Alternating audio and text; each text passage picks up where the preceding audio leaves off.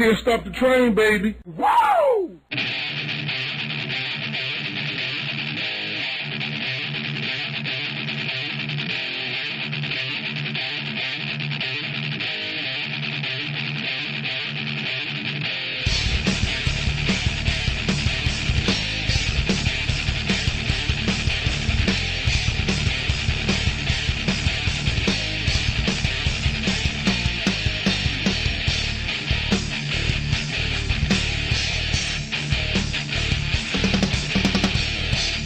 This week we have round 48 of VVV Gaming's The Losers Bracket podcast coming to you guys, and we're starting off this week with a really interesting topic. You could say it's breaking news here at VVV. We've got Tristan VVV Titan Johnson here on the show with us today to talk some Starcraft 2 situations that are going on in this gaming community. So Tristan, we've got this situation that just recently happened where you were signing a contract with another gaming organization. You were going to go play for them, and, well, give us the lowdown. What exactly went on? I was currently with VVV at the time, and I got an offer from another company, and they say, okay, we're going to give you this stuff. You'll join us and help our StarCraft 2 team get grounded and such and make us better in the community and stuff. And I said, okay, I'll do that. Signed a contract, sent it over, let VVV know that, hey, I'm going to be leaving for this new team. VVV contacted me, said, no, we don't want you to leave yet. Here's our counter offer.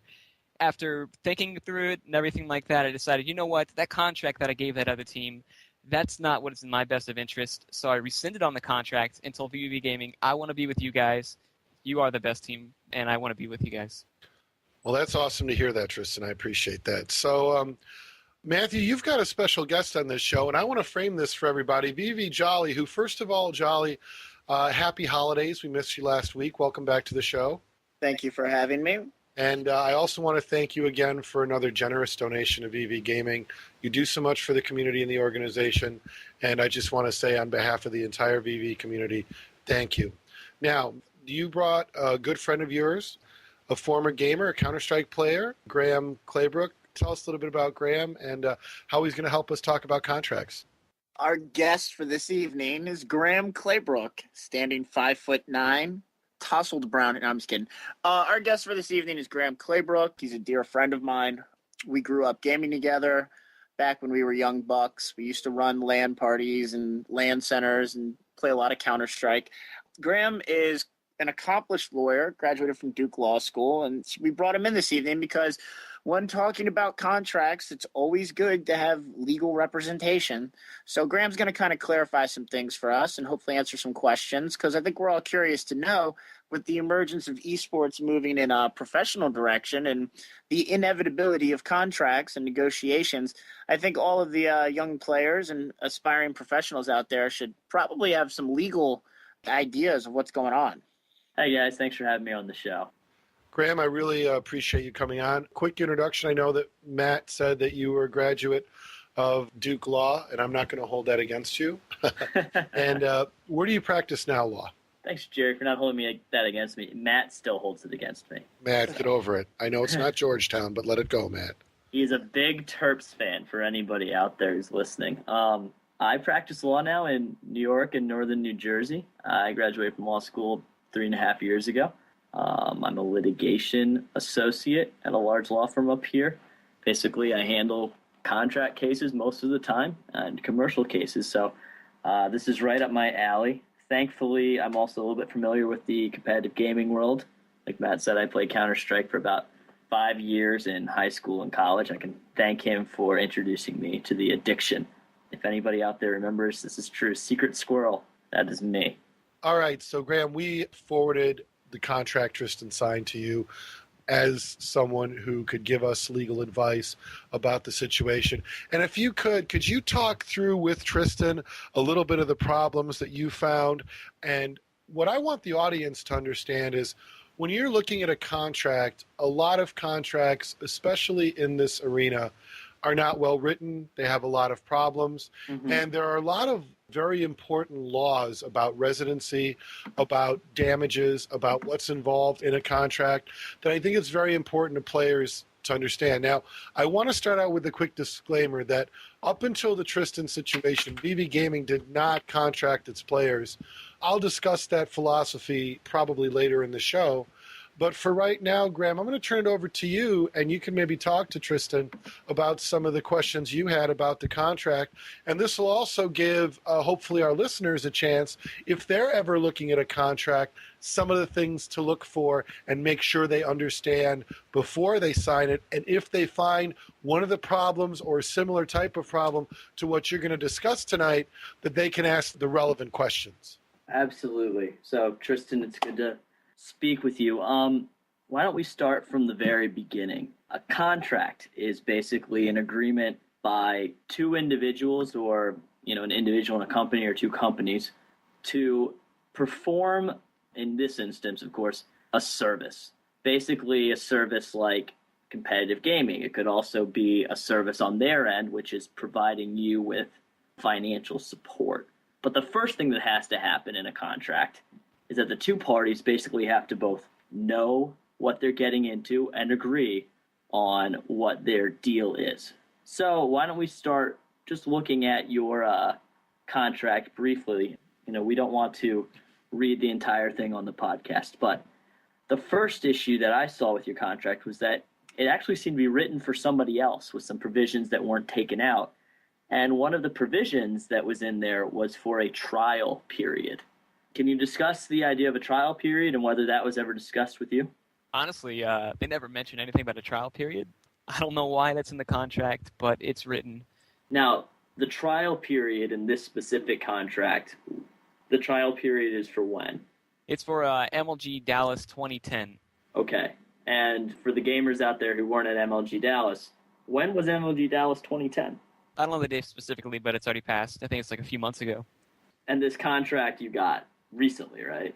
Yes. So the first issue we see is that there are words written in this contract about an event that occurred in the past that has absolutely no relevance to your relationship with this company, right?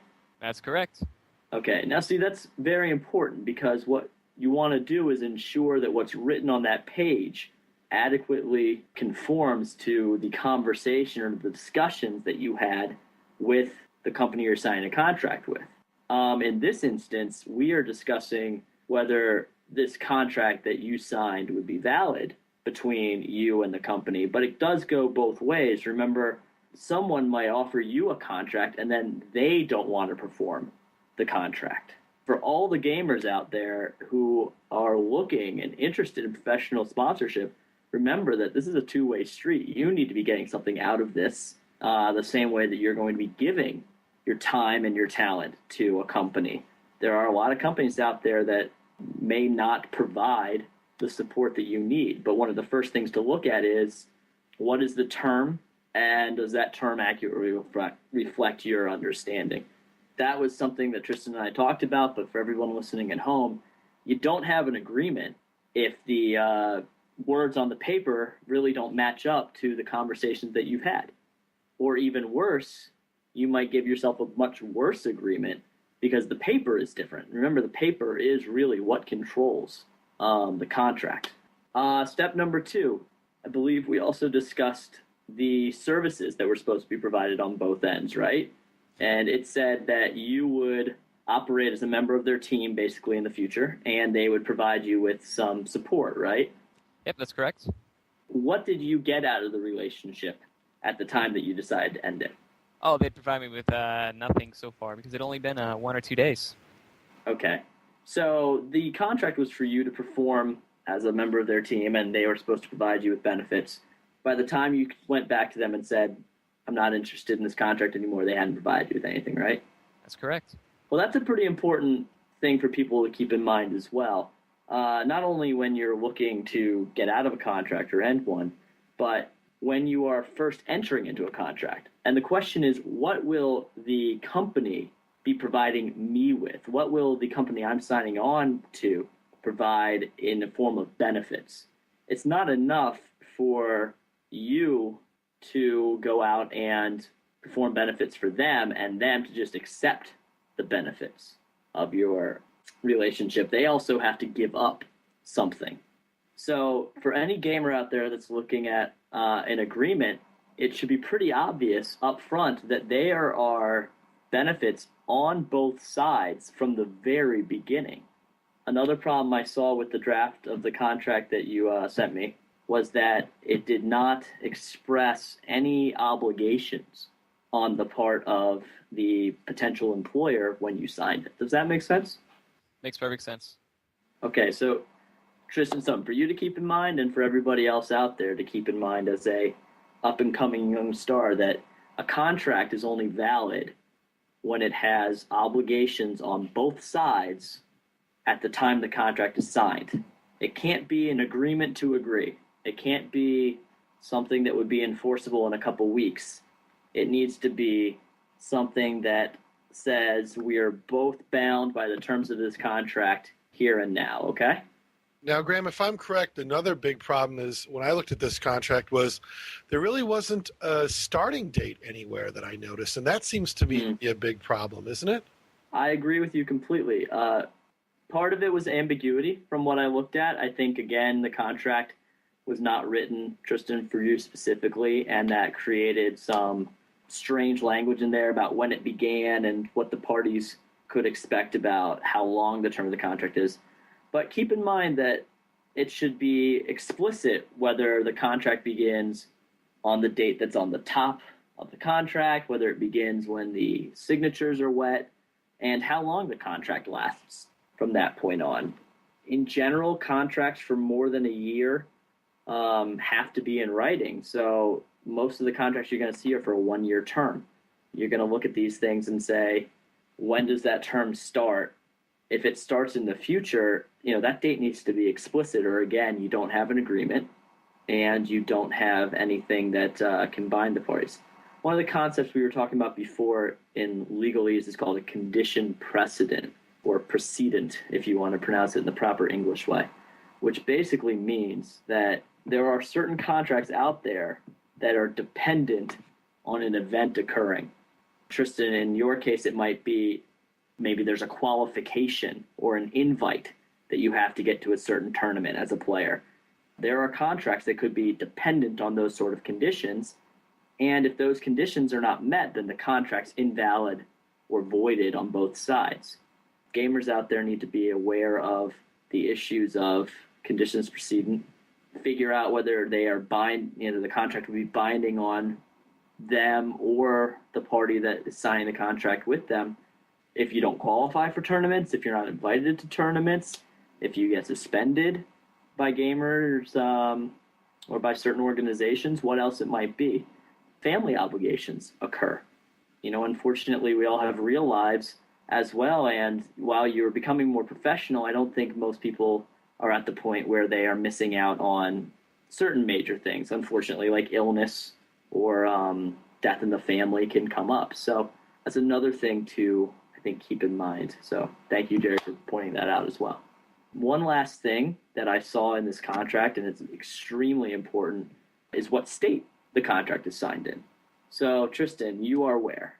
Florida, greatest state ever. You can't possibly mean that.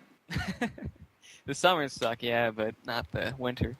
Tristan plays 80-year-old grandfathers in Starcraft 2 for money, so he loves it. Yeah, and also this is the second in the nation for retirement capital or something like that, where all the old people go to die. You just walk down the beach and collect money that they've forgotten. Where's that wallet of mine? Yeah, no kidding. Got to pay for that high-speed internet somehow. No, I point that out because, Tristan, where is the company that was contracting with you? Oh, they're in Texas. Okay, and what did the contract say about Florida or Texas or anything like that? It said that everything would be under Texas law, and if anything needs to be done there, about the contract will be done in Texas. You're not actually right on that. That's an important distinction, though. No, it's okay. That's why I get paid the big bucks here. You're absolutely correct that it says everything is under Texas law, but it doesn't say anything about where the contract can or can't be enforced. Meaning, Tristan, as a resident of the state of Florida, the law protects you so that you can only be sued where you live unless you are present in the other state. Basically, what I'm trying to say is any company that wants to enforce a contract with you would have to do it in Florida right now. However, if you were to say go to Texas after they had started a lawsuit, you would be able to be served. It's kind of like a tag you're it, where if you show up in the state when a lawsuit's pending, they can hand you the lawsuit and say, now you know it exists. But as long as you're in Florida, you have no obligation to go to Texas to defend yourself. Does that make sense? Yes. If I can, Graham, I want to highlight this to all players. I have looked at so many gaming contracts from organizations from Europe, from organizations overseas, here in the U.S., various organizations. I've probably seen them all. And that is something that so many players, they tell me they're scared. You know what? I'm going to get sued. They're going to ask me to go to some other state or some other country to defend myself. I'm completely screwed. I think it's important that you repeat what you said and make it clear to them that that is not how the law works in the United States of America. That's right. Now, you can, in a contract, you can sign something that says that you explicitly consent to jurisdiction in another state. If you were listening, never, ever do that, okay? You don't have to. It's not worth it. No professional gaming contract can be worth enough that you would want to fly yourself out to Texas or make yourself available in another state for any sort of proceeding. The problem on the flip side of that is that you also may want to enforce your contract against a company that didn't provide the benefits that they agreed to provide. So you have to keep in mind that you want what we would call home field advantage. Sometimes you might want to consider putting in a contract that the other party, the party from Texas in this instance, or Europe, consents to jurisdiction in Florida, in Tristan's case. Or I think I already said Matt's in Maryland, so Maryland in Matt's case, or something like that. With the idea being you're already there, so you're responsible for any lawsuit filed in that state already, but you want to make them responsible for a lawsuit filed in that state. There's one other issue, though, that Jerry, you raised, and it's kind of an important issue. How could you ever enforce a contract against a European party? You probably can't. It's a very difficult question. What you could enforce is something like arbitration, but guys, we're getting way too complicated at that point. The real answer to this is these contracts are not worth the amount of money to enforce in other states, to fly yourself out across the country. I mean, at this point, we don't have like an online electronic arbitration to settle esports contracts, but maybe I just found my niche. I don't know. Well, Graham, you bring up a good point because so often I get people will tell me esports can't get professional if people don't respect contracts and no contract players. My position is it's something I've always believed, locks are meant to keep honest people out. Contracts are meant to keep good people aligned. If somebody, to me, is going to work with me at least, I'm talking about VVV Gaming and our organization, the cost to execute enforcement of the contract, to me, has to be worth the investment in doing so. So in the condition of these esports contracts, it doesn't seem to make much sense to me to basically put good money after bad, to spend money enforcing a contract. And to be honest, I don't think it's good for the community or for esports to get this mentality that I'm going to come after an 18-year-old kid, or if it's a 16-year-old kid and his mother signed. It's a horrible idea to me that we would do something like this. And I'm sure there might be cases where players are going overseas or there's a very large prize pool where something might be worth it. But generally in North America, for what we have available, to me, it seems these contracts, although a great way to make sure that you have a meeting of the minds and both sides are clear on the expectations, as far as it really being able to guarantee, that things will be done, I think that's often a sort of misunderstanding of contracts. And a matter of fact, that leads me into another issue. Tristan is actually a Starcraft player, and he would be performing what's known as a personal service. Graham, can you talk about the different kinds of services and why, in my opinion, this company really can't force Tristan to play for him? Absolutely, I'd love to. And thanks for raising that issue, Jerry. It's a good one. The last question, that comes to mind looking at the contract that Tristan signed and considering what Tristan's told us about how he decided to rescind or kind of back away from that contract within just a couple of days of when he signed it, is what we call the question of damages.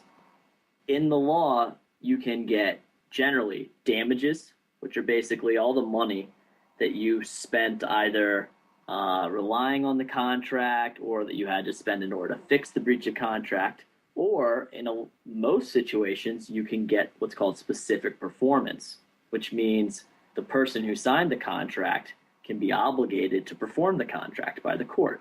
So for instance, if you were obligated to provide a general service, let's say I agreed that I would drive down to Florida, pick Tristan up, and drive him to Texas so that he could be sued for $1,000, I, as a regular guy who's just driving a car, could be compelled to go down to Florida, pick Tristan up, and drive him to Texas, right? Anybody can drive a car. But on the other hand, what Tristan does, sadly, this is going to make me feel pretty bad, is much more specialized and important than what I can do. He's providing a personal service. As a video gamer, you are providing your skill and you are providing your expertise in a competition. In this situation, you're more akin to a professional athlete or to a speaker or to a writer, someone who's performing something unique to themselves, than you are to even a lawyer in this instance, who can be probably interchanged with one another. So we like to call it fungible. So keep in mind that in these sort of contracts, you don't have specific performance. There has to be actual damages, meaning that the party that you signed a contract with or you yourself have to have expended money or changed money on one side or the other in order to have a contract that can be enforced in court. So here, from what I've heard, there are no damages because, Tristan, you've not accepted anything from them. You haven't been paid anything. They haven't bought you any plane tickets. They haven't purchased any computer for you or anything like that. So you are pretty much in a position where if you back away and say, I'm not interested anymore, they're made whole right away.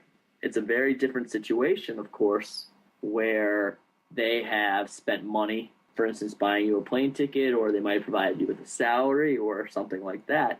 In those situations, the very best you can hope for is that if you repay all the money to them and they refund, get the change fees paid off, then you might be all right. If they have no damages, then they can't sue or they have nothing to sue you for.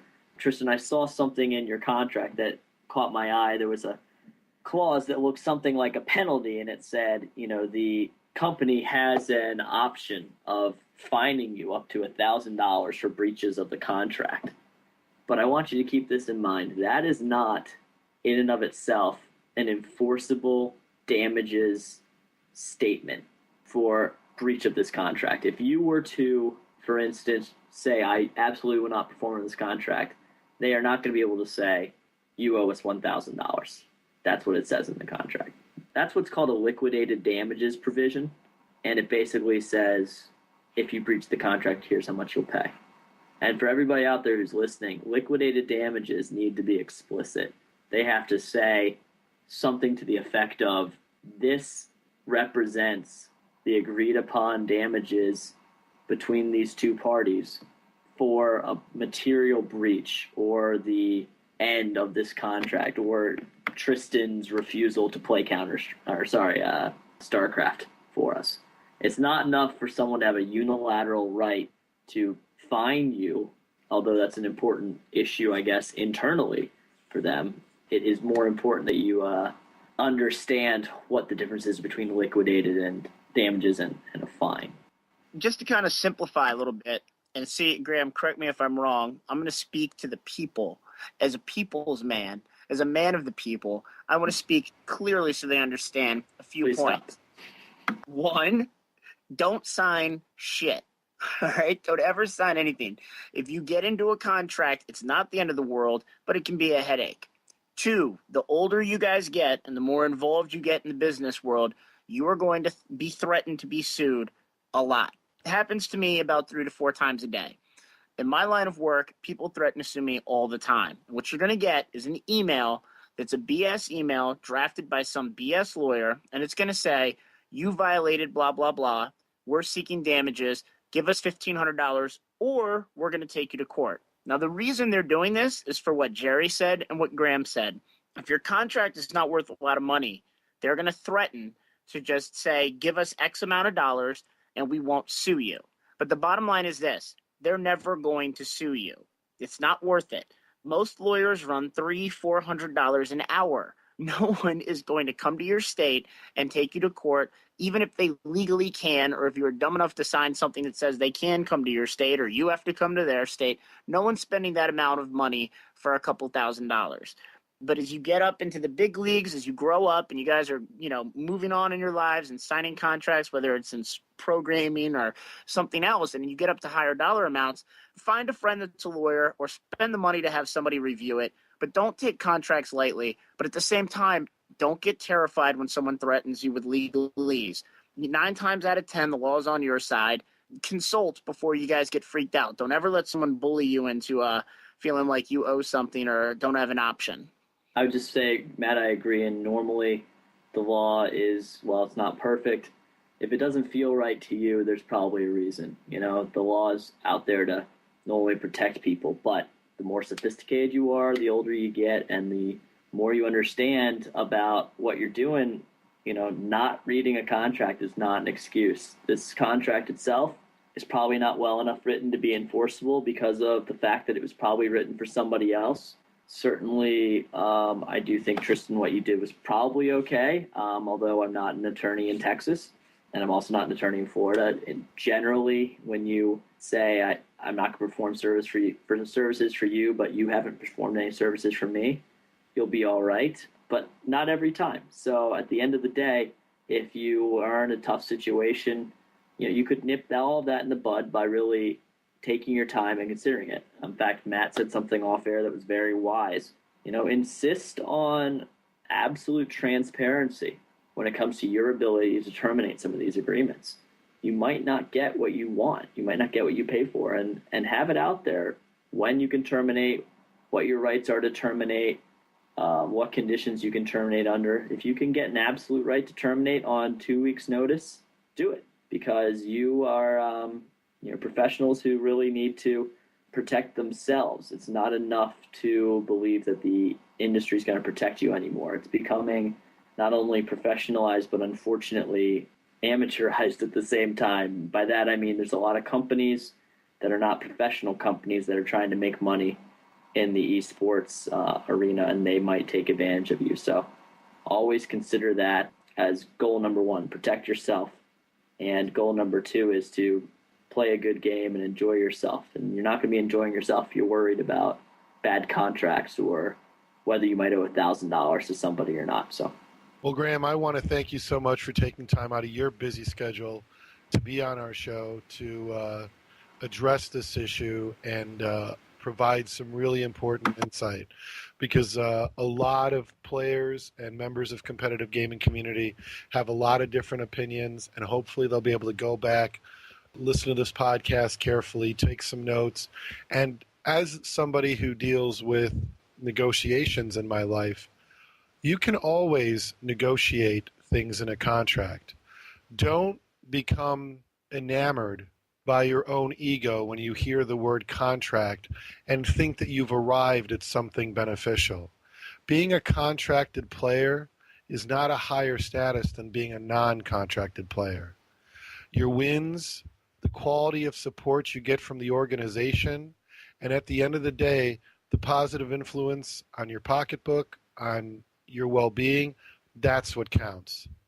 Simply being a contracted player, as you guys heard in Tristan's case, it doesn't add anything to Tristan's experience. And in many ways, and I can tell you this from personal experience, I am not an attorney, but I've had a lot of contract experience. A majority of these esports contracts are poorly written, they're recycled, and as Graham pointed out, a lot of good evidence to indicate that they probably are not enforceable in court. And this is something that will change as more money comes into competitive gaming, and we actually get good quality attorneys like Graham who take an interest and can help generate some of the documents and represent some of the clients who have a real invested monetary interest in the players and the industry. But until that happens, I, for one, am not going to be contracting our players unless they specifically ask. And I encourage most players, if you're getting contracted for the purpose of ego, don't do it. Make sure that there's enough financial investment in the contract that it's enforceable and that it makes good sense. Yeah, Jerry, I want to say that's all true. I mean, the game has grown a lot since I was last involved, probably 3-4 years ago, and it's getting better and better, and I really believe that it's going to be great. And guys, you have opportunities to go to Europe, you have opportunities to go to Asia, you have opportunities to travel all over the United States, but you can really shoot yourselves in the foot by not carefully considering who you are dealing with. So please, if you have questions, hopefully you have friends or friends of friends of your parents who can look over a contract for you pretty quickly, but make sure that it is in English. It says exactly what you want it to say, that you're very comfortable with it, and more importantly, that the people you're dealing with are worth the paper it's written on. I mean, the reputation of the people you deal with has to be the key, because unfortunately, you as a player probably do not have the resources to enforce these contracts at this time. The money's not there, and you can really be left out in the cold. So I wish everybody out there all the best and happy gaming, but I will tell you to be very careful of the sharks in the water, okay? Thank you so much again, Graham, for being on the Losers Bracket. All right. Good night, Tristan. Matt, you certainly belong in the Losers Bracket. Talk to you later. Have you noticed the trend of the last couple losers brackets? Legal talk, threatening to sue. It's becoming more and more prevalent in esporting, and the talk we're hearing lately is, there's a couple times I can think of in the last couple loser brackets where this has come up. This is becoming serious, where I feel like the players are being bullied by the industry almost by threats and, all kinds of legal talk. I think the problem is one thing about the law and why we wanted to bring a practicing attorney on our show is that a little bit of knowledge is very dangerous. And it's one of those situations where I think in the course of dealing with Tristan's situation, and to be honest, this doesn't involve VVV Gaming. To be clear, this contract is between Tristan and this other organization. And we are here because we support our players. I want Tristan to have access to legal advice. I want the community to have that kind of access. So we don't have to do this, but I'm telling you, every time people use a legal strategy as a way to get money, they don't belong in this industry. I thought when we heard Battle Empire say that the way we were going to enforce our rules was by a team of lawyers, litigation is not a business strategy. When someone tries to shark me for $1,000 or $2,000 saying, I'll let Tristan play for you if you give me money, this is the kind of horrible business practice that I don't believe in. And I think you're absolutely right. There is a trend, and I think Graham was right, sharks in the water. Some have been allowed to operate for a long time. And I'm going to say it, VV Gaming is here. And if anything that we're going to do it right, and we're going to do it with the law in mind. And I think a lot of people talk the talk, but I'm going to tell you we walk the walk. But what you bring up, Matt, is absolutely true. And you know this from your own business. For some reason, there are people who operate and they just simply want to cut every corner and just simply take advantage of people. And that, call me big brother, but it disgusts me when people attempt to bully or in some ways intimidate other people to do what they want when the law is not on their side. Yeah, I'll say this. I remember when I was younger and the first time I was threatened to be sued or I'm in breach of contract. And when I first got involved in the business world, it was scary. It's not a good feeling. So I just want to say, for all of you people out there, my name may be Jolly, but I will not let any of my teammates or my friends in VVV or in esports in general, because that's what this is all about. I mean, we're trying to grow esporting, but Graham brought up a good point. It's supposed to be about fun. You know, some of us are professionals and some of us are just here to have fun. This kind of legal bullying, I think, is disgusting, and we're seeing it everywhere. But like Jerry said, if you get scared, if you ever have any questions, come to us. I mean, we're not lawyers, but we can find a lot of lawyers. Lord knows I have them on retainer. So please don't ever be afraid. If you have questions, come to us because we're going to look after you. I promise you that much. So speaking of a lot of questions, we've answered a lot of them in regards to legal issues, things of that nature, but let's ask a couple questions to the player that has been in the center of this entire controversy, Mr. VVV Titan himself, Tristan Johnson. A couple questions for you. Why don't we get to know you a little bit better? First, can you tell the listeners a little bit about your resume, how you got into StarCraft, a little bit about yourself?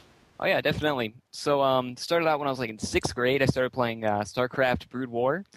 Greatest game of all time, by the way. If you haven't played it, go out, pick it up. It's great. Anyways, played for about 6 years. Warcraft 3 came out, switched to that. And then inside of Warcraft 3, there was a game created called Defense of the Ancients. I call it Dota, but everybody calls it Dota, whatever. I got into that, started playing for Verge Gaming. Eventually they became EG Gaming after they moved over and such. And then after that, I switched to StarCraft 2. It's been out for 4 months. I played the beta. Started out as Terran, went to Zerg because I wanted to try the hardest race. You know, I want to work for my wins. I don't want everything to be easy. And so play Zerg, doing really well right now. And I nailed top of ladder last night for Zerg. Pretty excited about that. Speaking of not having things easy, in our conversations, Tristan, I think a lot of people don't know that you're a musician and you're going to school to one day hopefully play in a symphony. Why don't you tell everyone about your professional pursuits? Oh yeah, definitely. This is the love of my life, music. I cannot get enough of it. If I'm ever walking around or something, you hear me humming a tune or singing something. People, of course, look at me weird, but whatever. But I've been playing trumpet for about 13, 14 years. Pretty good at it, actually. And I've done a few auditions here and there, one at Miami University, Indiana University, and USF. And I've decided to go to USF because it's closer to home, and I have a full ride there. Hopefully through that I can get into professional symphony because, well, it's my dream job. I can't get enough of music, and it's very fun. We're kind of, I guess, going to be mortal enemies here because I graduated from UCF, but I actually have I have a few friends that actually are in the music program over at USF. Oh, nice. Yeah, because my first degree was in music myself. I graduated from PCC in Winter Haven. I got some friends at UCF, too. Great place. It is. It's a beautiful campus. And as much as I down on USF, it's a good school as well. You know, actually, I forget, Jason, that you also were it was a music major or was it a minor? My associate's was in music, so way back in the day. What did you play? Actually, mainly guitar, which is kind of what got me into Guitar Hero back in the day. And the main focus of my studying was actually with music theory, not playing an instrument. Speaking of music theory, how do you like that? That's like the worst thing in the world. Oh, I completely disagree. I'm a huge music theory sucker. I love it. Ear training, on the other hand, that can go jump off a bridge, but music theory, I love it. It's really akin to math, and I've always kind of had a mathematical eye, so it just seems to work in my mind, I guess. Okay, because I'm the opposite. I love ear training, and I cannot stand written theory. It just makes me really mad. Written music theory to me kind of feels like almost like a Sudoku puzzle. You can figure it out if you look at it long enough, and I don't know, that kind of stuff just makes me tick. Yeah, that's a good point. Good point. I do think that for you, Tristan, you'd also told me that when somebody hears the trumpet, I think they naturally think jazz, but that's not your area of expertise, so to speak, or what you want to do. Tell everyone a little bit about what kind of music and what your goals are as far as the trumpet. Yeah, exactly what you said. When people mention trumpet, you think maybe Chris Bodie or something, you know, with the modern jazz, or Miles Davis or Louis Armstrong or something like that. But I do more of a classical, things like Mahler, you know, Beethoven, Mozart, Shostakovich, things like that. And I've played in a few different symphonies, won the Port Charlotte Symphony. I've subbed in a few different things. I've played in Carnegie Hall. It's just what I really love to do because I find that being able to be the first trumpet, the principal trumpet, you can like soar over the orchestra and make it sound really, really beautiful. And it's extremely challenging because you can never, ever mess up. Kind of like playing Starcraft at the top level, isn't it? Exactly. I can see the similarities right there. I know, right? I mean, the part of what makes Tristan tick, I think. Tristan, let's talk a little bit about what you yourself as a gamer have experienced over the last month or so. I mean, it's sort of come to a forefront. You know, you've come into VV gaming, and in a way, you've become popular. Other organizations have tried to recruit you. Tell us a little bit about, really specifically, right after StarCraft 2's release, how you were evaluating your own skill, where we were at, and then I'd love to hear how you feel about your experience in VV gaming so far. Okay. Well, when the game was released, I kind of figured myself to be, below the higher tier players, somewhere in the middle and such. I was relatively new to the scene because there were a lot of ex-Brood War pros who played in iCup, and they gave out rankings of A, B, C, and D. And having never done that, I was pretty much just some average guy who plays the game. I kept playing the game through thinking, okay, I'm just going to get as good as I can get, and wherever I get is where I'll be. And so I just started working at it, and I noticed that I was starting to play higher level players here and there. Like I'd be playing Cats or Zelnique, and be like, wow, I'm actually playing these guys, and I'm beating them efficiently. And over time, I've really risen about on the ladder, and I'm now top 20 every single week. And I could never imagine myself being there after watching the streams of these top players and them getting all this hype and such. And now I'm actually on their level, and it just really excites me that I'm there. You know, that's kind of awesome, Tristan, to discover that you are at that level. That's what got the attention of VV Roar and the StarCraft division. Talk about how you first came into VV gaming. Okay, so I first came into VVV Gaming not knowing anything about the organization, and when I was reading through the application, it said, you have to have a Twitter, and the first thing I thought was like, oh no, not Twitter, I can't stand that thing, but that's cool. I have a Twitter now, I'm always on it, you can definitely check it out, by the way, it's VVV Titan, so add that. And over time, I've really, really grown to love VVV. The community as a whole is just something I've never seen in any other organization. Like, you look at EG Gaming or Fnatic, whoever, none of them have a tightly knit group like VVV where it's about the community instead of just the gamers. And I really believe that this is something that needs to be done in esports throughout all the organizations, and VVV is definitely ahead of everybody. Well, thank you. We work very hard to change the paradigm of just having the best players. I mean, the other organizations, to be fair, they're kind of focused on one single thing. I mean, they're kind of really just marketing companies, right? They contract pro players, and then they find sponsors who they can attach to those pro players.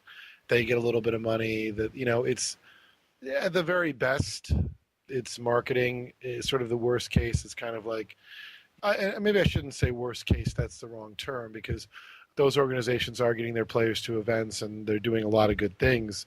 So I don't want to look like I'm taking away, you know, EG's got a long history. They do a lot for their players, Fnatic and SK Gaming, both, especially SK Gaming, you know, was something I looked up to when we first started VV Gaming as a model. And, you know, we've obviously tweaked it since then. And so now we believe would be a better model for North America. But yeah, I mean, we do it very differently, and I think in some ways, like you mentioned, you know, it hurts us because we don't necessarily always get the prestige that EG does. But you know, I would put our web traffic, I would put the commitment of the people who love what we do. Jolly obviously is a great example of somebody who's been an invaluable member. Obviously, Graham took time out of his busy night to be part of our show. I think we're just really good people, and we really focus on building relationships. But enough about us. So you finally learned to use Twitter, which I'm glad you like it. You're on Facebook, and what would you like people to know about you as a StarCraft player? If people go out there, VVV Titan, looking right now, didn't you just achieve #1 on the North American ladder? Yeah, I achieved #1 for Zergs. #1's coming in a couple weeks, so I'm not that far away, though. There's only one person up there I'm having trouble with, and unfortunately, he is #1. So to give everybody an idea of how often you play and how you've gotten here, how often do you play StarCraft? Usually I play at night from about 10 p.m. until I fall asleep on the computer in my head. Just crashes there and that's it. You work also, don't you? Yep, of course. I work, I think, 37 hours a week, somewhere around there, 35 to 40, in that mid-range. And you go to school? Yes.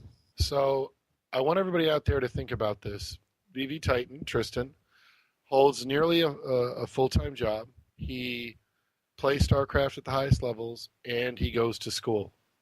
And many of you out there have heard the stories of the mom that works 2 jobs or the person who goes to grad school while they're at work. It can be done. And it takes, I imagine, a lot of time management. And I imagine that your time management skills must not be too shabby then. Yeah, definitely takes a lot of time management. But I'll tell you what, I'm like tired all the time. Now, I understand.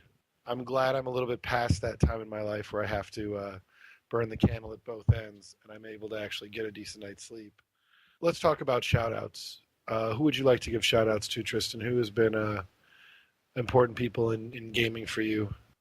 Oh, man, there's so many to give out. But, of course, I'm going to give some to our managers, Noxie, Treva, and Roar, all great guys. And also IB Geekin. That's right, he's now on the StarCraft 2 team. I remember that. And also my favorite player on VVV, Engri. And then also Alejandro, however you say his name, Murder, Time, Rigid. And I know I'm forgetting somebody and he's going to kill me. But I'm sorry. I'm sure all of them are going to be glad to hear this. To wrap it up, Tristan, was the experience you had tonight talking with an attorney helpful to you, and did you learn something? Oh, definitely. I mean, I've been thinking about this for the past couple of days, and it's just been really on my mind. I'm sitting there at work, doing stuff, and I'm just coming into my mind a lot, like every single minute, and it's just like, man, how am I going to get through this? But having sat down with this attorney tonight, it's really, really helped ease my mind, and I can actually go to sleep without thinking about this tonight because I know I'm safe. We're here. We got you back. Tristan, thank you so much for sharing your story. Thank you for the kind words about VV Gaming, and I can't wait to see you dominate in StarCraft 2. Thank you so much for your time. Thanks for having me. This is Jolly, Jason, and Lord Jareth thanking you for stopping by this week for the Losers Bracket. I'd like to thank the VVV sponsors, SteelSeries, Control Freak, MusicSkins.com, GamerLogos.net, and Custom Ink. Thanks to the VVV community, as always, for their awesome feedback and support. Be sure to stop by our podcast homepage at vvvgaming.podbean.com. Also, subscribe to VVV Gaming on iTunes to follow both of our shows, Directional Influence and The Losers Bracket. Email us at thelosersbracket at vvv-gaming.com or follow us on Twitter, where we are simply known as Losers Bracket, LOSERSBRACKET, on Twitter. Follow us. Thank you so much for listening. We'll see you back here next week for the first episode of 2011. We're coming up on episode 50, guys. I look forward to it. Thank you guys so much. Thanks, everyone, for a great year. Can't wait to be back next year with you. Happy New Year, everyone.